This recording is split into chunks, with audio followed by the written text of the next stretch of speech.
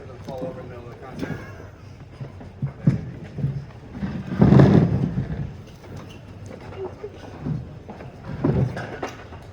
We're a little different this evening because You just don't want to be your bass player. introducing the ensemble with myself. But as we're here, I do want to take a moment to thank the administration. I think there's some administration here, and I know some of them. Ms. Weaver is going to be back and forth between the track meet tonight. So we want to thank our administration for being so supportive and helping us to do the amazing things that you're hearing the kids do. So thank you to our administration.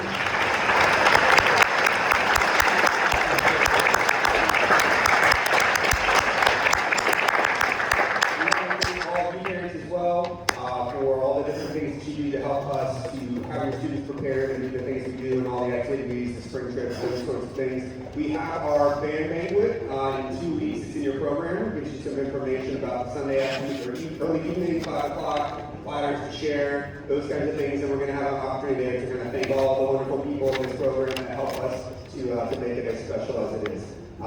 This next ensemble is the Lake Braddock Concert Band. Typically, I pick up this ensemble, but I'm not going to do it tonight.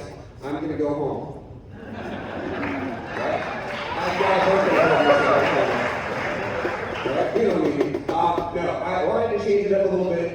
Rachel Versal not only is a fantastic musician, but an excellent educator already in the making. She has been playing euphonium since she was little, and switched over to bassoon and continues to do both. She's been playing double instruments. She played euphonium in the concert band with us for the last couple of years, while playing bassoon in the symphonic band. But while she's been with us, she's been helping do a lot of extra things, doing sectionals, leading. This year, you've been getting up and leading the band when I've been off on band events or clinics and things like that. So I thought it would be wonderful for her to have her first conducting opportunity. So I would like to welcome the Lake Braddock Concert Band under the direction of Rachel Versal.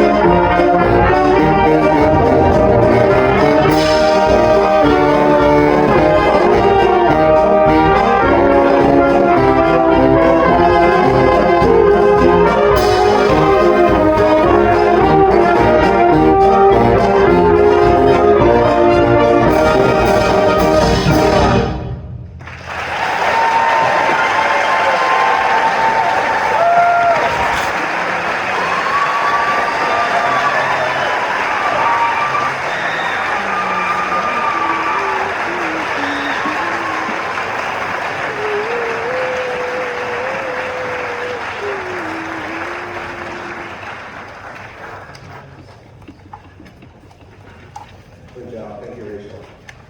The next piece I want to read to you, sorry, but it helps with the programming to kind of understand. Over the last about 4 years, we've been playing some music from Randall Standards from the Unbroken Project, and it is about mental health awareness. And this year, again, we found another one that's from that project, and I'd like to read, these are the words from Mr. Randall Standards.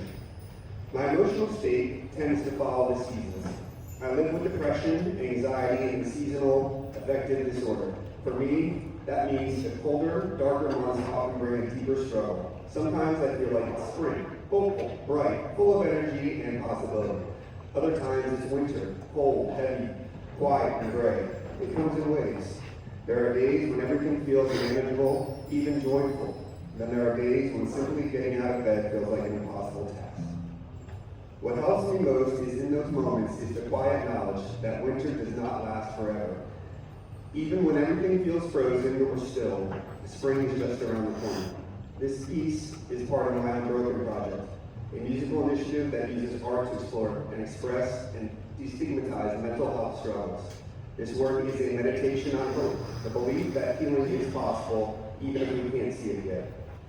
Written with a lyrical, pop-inspired sensibility, the piece flows gently forward, avoiding the weight of a dirge while still allowing space for reflection. It moves through moments of sorrow and quiet longing, into determination, and finally into a sense of renewal. The steady tempo throughout acts as a constant heartbeat, like time itself reminding us to keep going. This piece doesn't pretend that pain isn't real. It is. But it suggests that maybe, just maybe, the future holds something warmer, and that spring will in time coming in. Peace, love, and music. Randall Standards.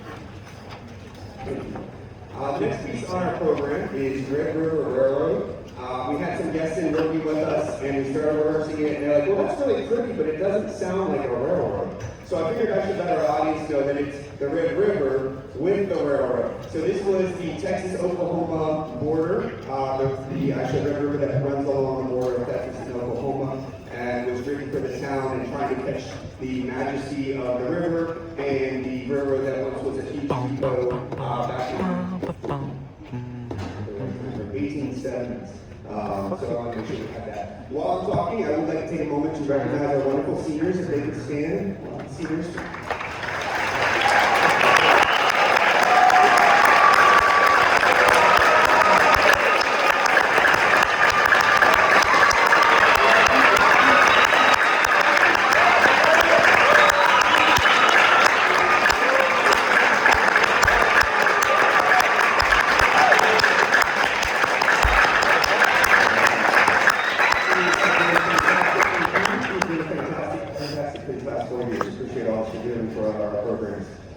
Also want to recognize, thank you guys.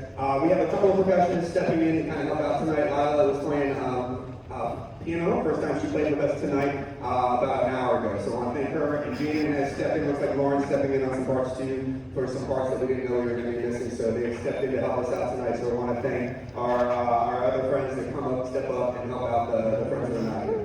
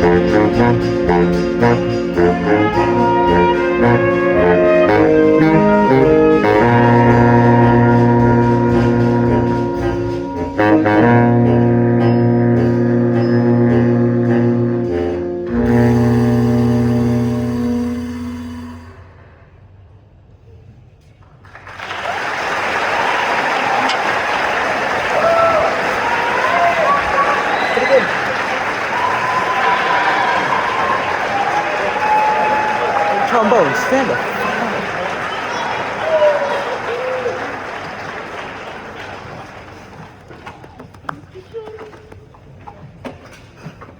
Remember, no repeats. No repeats, guys. No repeats. Except for trio.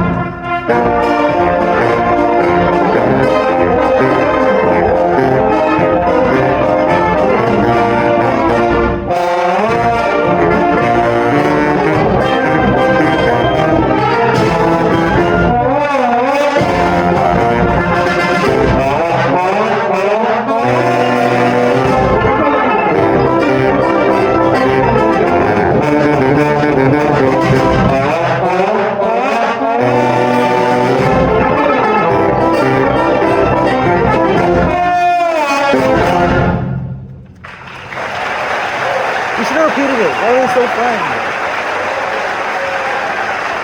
There's no one who's gonna do shit in the song.